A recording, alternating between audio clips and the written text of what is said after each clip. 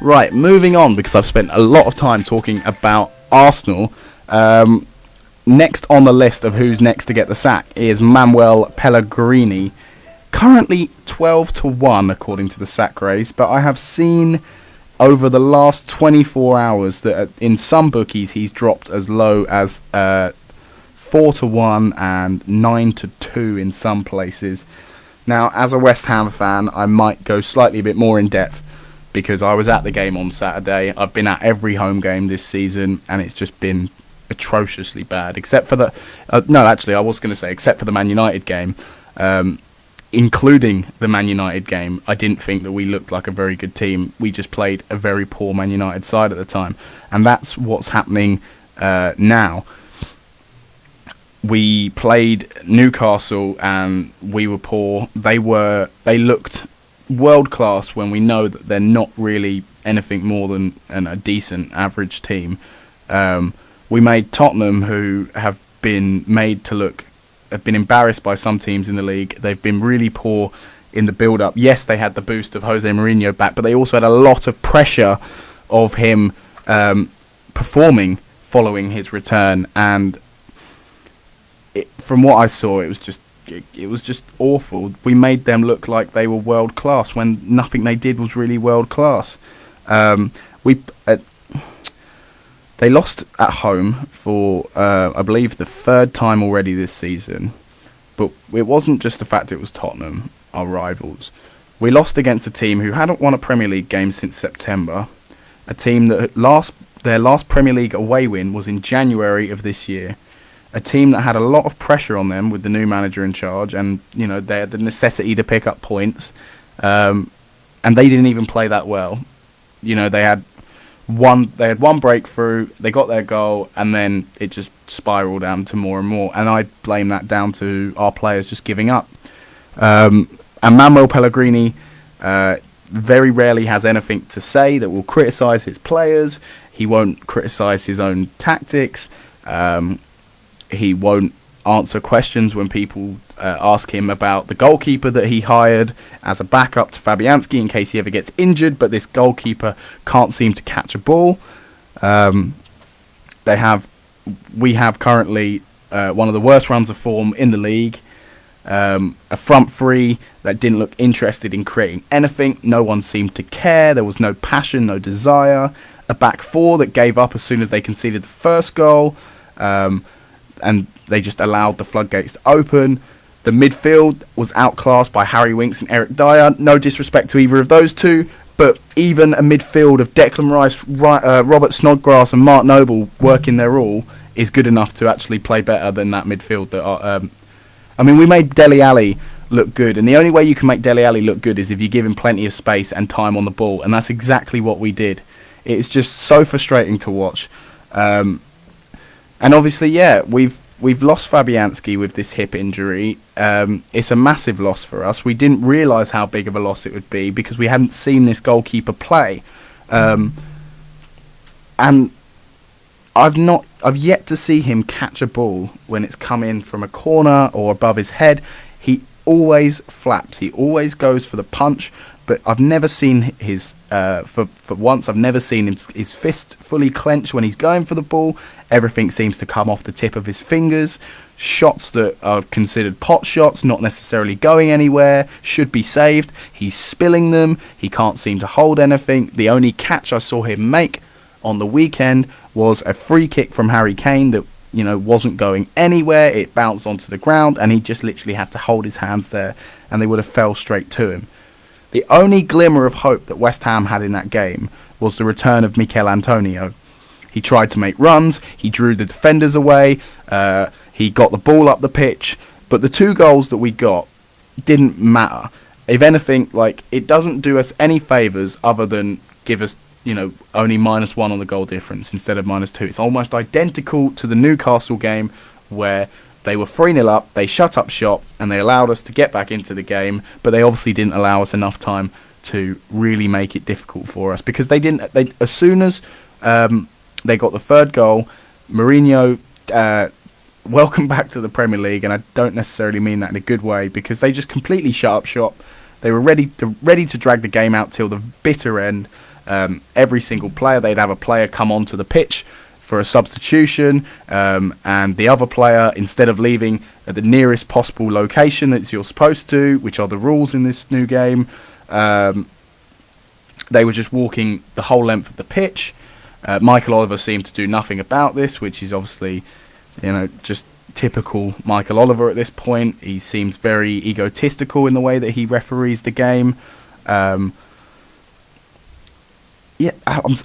honestly speechless, because I'm so used to seeing West Ham go in a poor run of form, and then a game like Tottenham at home comes up, and the crowd gets right behind him, which we did, and everyone gets ready, and tries to really rally everyone around, and Mark Noble pulls everyone up by their neck, and he says, right, let's get stuck in and do something. But just didn't happen.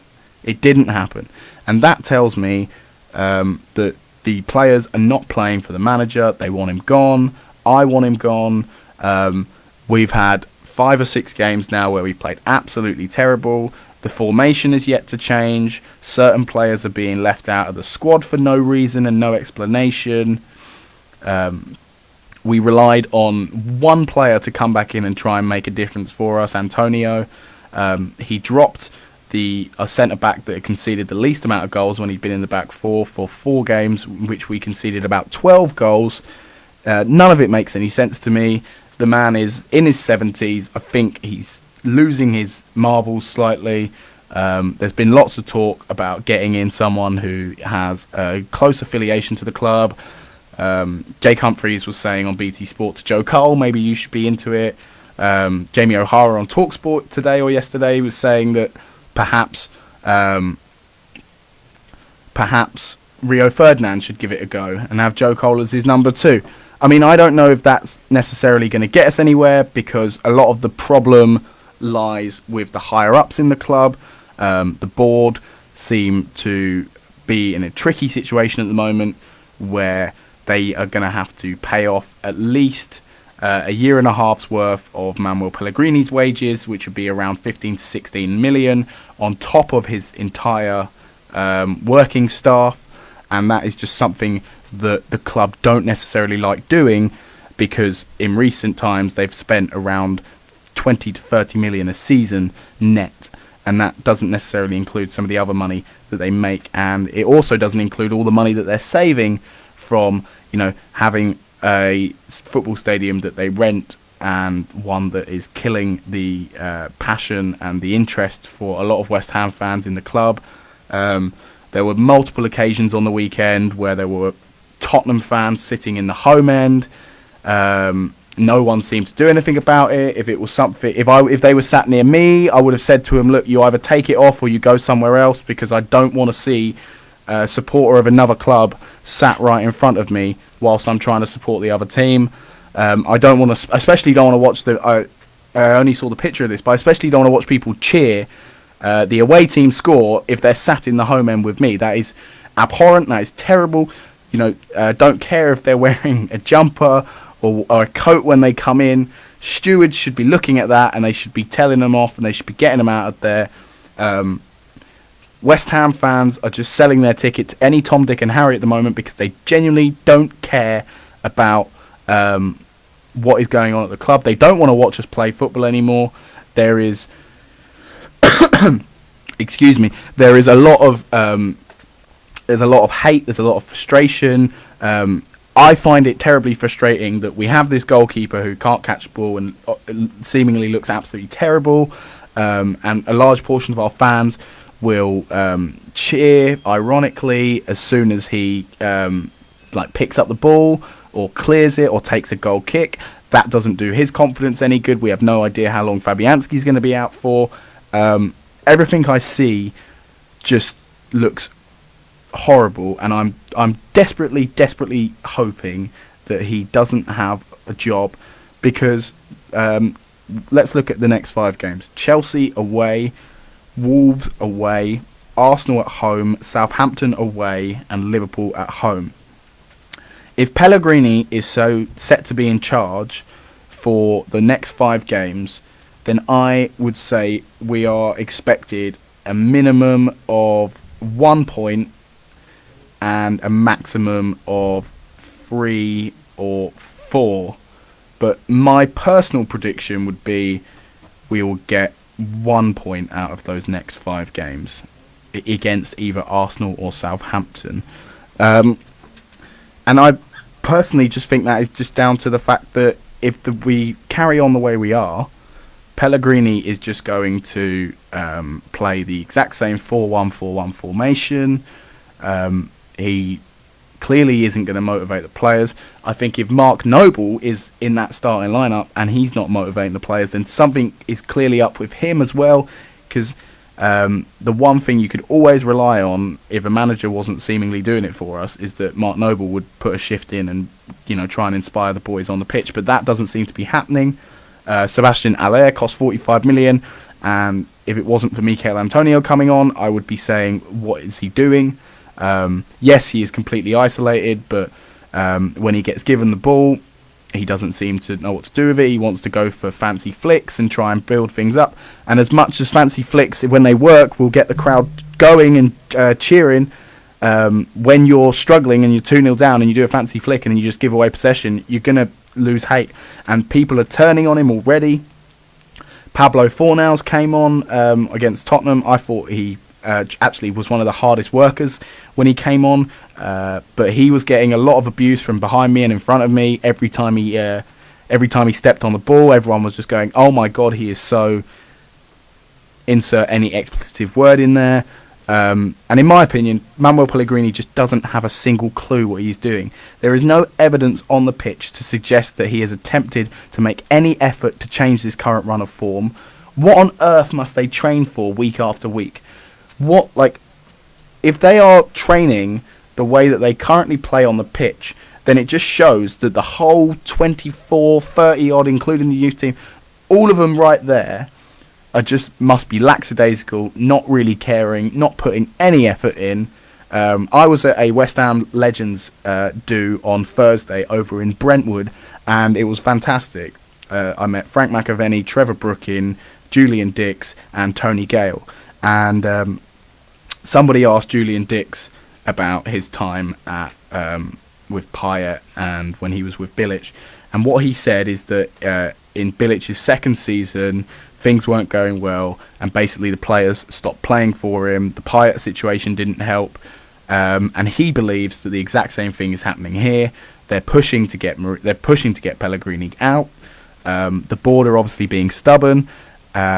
This is building and bubbling to a point where we might get another fan protest march. Will we start seeing somebody run onto the pitch grabbing a corner flag at the Arsenal home game? What's going to happen? Because West Ham fans are relentless. They don't just sit there and accept the fact that things aren't going well. As much as it is a dire and depressing situation, some West Ham fans just won't take it, and they're too aggressive, and they will try and make a stand somewhere.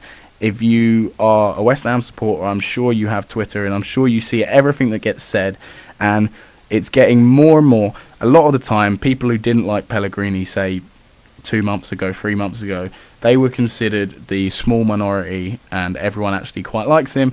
But I firmly think that is out of the question now. I believe about 90% of the fans want him gone. The other 10% who probably want him to stay are probably people that are just paranoid that the board aren't going to hire someone who is what we're looking for. There's rumours floating around that Chris Hughton might be given a temporary job in charge. But what would happen there? Chris Hughton gets in. He doesn't want a lot of money because he's just looking for some work. He keeps West Ham up, something that any manager really should be capable of doing. And then what? You give him a 3-year deal and suddenly people don't like him again because he's Chris Hughton. And no disrespect to Chris Hughton or Brighton and the things he's done there. The fact that he never got Brighton relegated in that time is very, very impressive. However, Graham Potter's come into Brighton and he makes them look like a lot better team. Their style of football's there, the recruitment looks good, and I don't think Chris Hughton should be anywhere near a West Ham team. Pellegrini's days surely numbered. They're 2 points off the relegation zone, and something I saw last week is statistically West Ham have the hardest run until the end of the season. Chelsea, Wolves, Arsenal, Southampton and Liverpool. I honestly don't see us picking up a lot of points in those next 5 games. As someone who genuinely loves and cares about West Ham, I think that the Chelsea game, Frank, if you're listening, I know that you don't always like some of what West Ham did to you and your dad, but actually, bottle up all that hate that you have for the club. All the times that West Ham have called you Fat Frank, and you go out there and you get Chelsea to batter us 7 or 8-0, because give the board no excuse but to sack Pellegrini. That's all I can ask for. That's honestly how I feel in the situation at the moment. There's rumours going around that, like I mentioned earlier on in the show, that Eddie Howe might be interested in potentially taking a new job on. He might be more interested in the Everton job. There's rumours circulating that Sean Dyche might be throwing his hat into the ring. Now, I personally would be very interested in someone like Sean Dyche. He seems to do very well with the squad that he gets given. Yes, he's a results-based manager, but I've watched Burnley play good football in the past. They're very physical. He's made Turf Moor an absolute fortress, and the only way that you can make fans excited about the London Stadium is if you can guarantee a win every time we go there. And I think that if Sean Dyche gets the job, he'll immediately be one that the fans get along with, because he's English. He's someone that has a lot of respect in this league. He managed to get a team like Burnley into Europe.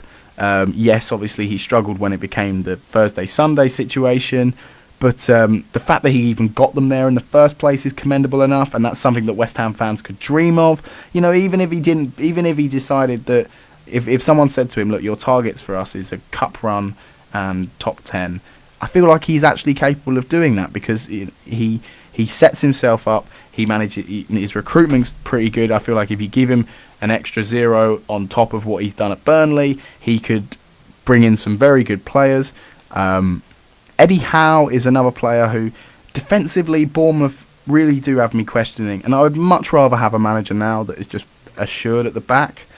And I think that Burnley are a team that can be that. I mean, you're not going to be expecting, miracles, but at least you can bring West Ham back to what we think we are, which is, a nice, steady Premier League club that can just get the fans back in, get them motivated, get them excited, because West Ham have a really good 12th man when they want to support the boys. And at the moment, nobody wants to support us because it's just so awful and tepid and terrible to watch. And at the moment, I feel like the London Stadium is populated with 30,000 tourists, because actual West Ham fans don't want to watch this stuff anymore.